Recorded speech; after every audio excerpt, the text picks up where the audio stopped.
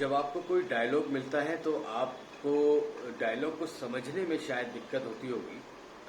कुछ लोगों के सवाल आए हैं मेरे पास, वो ये पूछ रहे हैं कि सर हम डायलॉग को कैसे समझें। कोई मोनोलॉग आपको मिलता है तो उसको कैसे समझना है, इस चीज पर विशेष ध्यान दीजिए। बहुत सारे लोग डायलॉग्स को रटने लगते हैं, रट्टू तोता बन जाते हैं। इधर घूम रहे हैं, पेज लेकर कागज लेकर उधर घूम रहे हैं, याद कर रहे हैं, बार बार याद कर रहे हैं, बार बार याद कर रहे हैं, और जब ऑडिशन देने का टाइम आया भूल गए, रीटेक हो रहे हैं बार बार। चलिए ऑडिशन में भी आपने सही से कर लिया, सपोज दैट एक दो बार अटके और कर दिया। जब आप सेट पर पहुंचते हैं और जब आप शूटिंग शुरू होती है, अगर वहां पर आपके फंबल होते हैं और आप बार बार अटकते हैं और रीटेक होता है, तो पूरी यूनिट जो है ना वो अंदर से गुस्सा होने लगती है कि यार हम इतनी मेहनत कर रहे हैं और ये बार बार अटक रहे हैं, इनके बार बार रीटेक हो रहे हैं। तो ऐसा जो ये प्रॉब्लम आती है ना, इसको समझने के लिए क्या करना चाहिए। कोई डायलॉग अगर आपको मिलता है, पहले उस डायलॉग को पढ़िए, उस डायलॉग में क्या लिखा है, उस डायलॉग में कहानी क्या है, उसमें ऐसी बात क्या है। जैसे एक डायलॉग है, दूर घाटी में वो बस्ती देख रहे हैं साहब, वहां पर मेरा घर था और मेरा बाप चाय के बागानों में काम किया करता था। तो अब ये जो डायलॉग है, इसमें क्या है कि दूर घाटी में वो बस्ती देख रहे हैं साहब, वहां पर मेरा घर था। तो पहले आपको दूर घाटी, जो वहां पर दूर कहीं घाटी है, वहां जाना पड़ेगा। फिजिकली नहीं, मीन्स मेंटली आपको वहां जाना पड़ेगा, इमेजिनेशन करना पड़ेगा।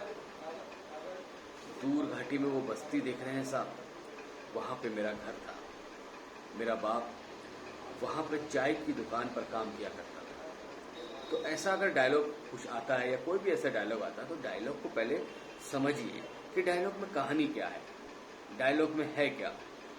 डायलॉग को समझना बहुत जरूरी है। लोग रटने लगते हैं, डायलॉग को समझिए, उसमें कहानी क्या है, उसमें कहां पर क्या मोड़ आ रहा है, कहां पर क्या क्लाइमैक्स है, और उसमें जो शब्द हैं उन शब्दों का भी फर्क है, शब्दों का भी असर होता है। मीन्स शब्द कोई है कि दूर घाटी में वो बस्ती देख रहे हैं, तो दूर घाटी और वहां पर एक बस्ती है ना, वहां पर मेरा घर था।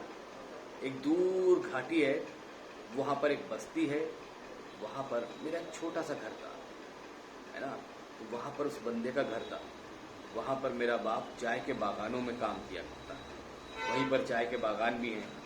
तो इमेजिनेशन करिए, स्क्रिप्ट को पढ़ के पहले इसको समझिए, समझने के बाद इमेजिनेशन करेंगे तो आपको स्क्रिप्ट समझ में आ जाएगी। ये नहीं होगा अब आप उसको रट रहे हैं, बार बार रट रहे हैं, उस सिर्फ रटने से कोई फायदा नहीं है। रटते रहोगे तो फिर क्या होगा, जब आप जाओगे ऑडिशन देने या कुछ काम करने कैमरे के आगे, तो आपका आधा दिमाग जो है वो याद करने में जा रहा होगा, आधा दिमाग याद करने में लगा होगा और आधे दिमाग से आप एक्टिंग कर पा रहे होगे। तो यानी कि आपकी एक्टिंग जो है वो सिर्फ 50% हुई। तो 50% एक्टिंग करोगे तो मजा नहीं आएगा। एक्टिंग करनी है तो 100% करनी है।